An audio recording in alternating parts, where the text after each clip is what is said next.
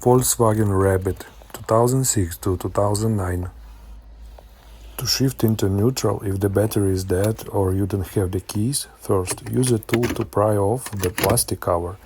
After that, you will find a metal shift lock on the bottom right side of the shifter.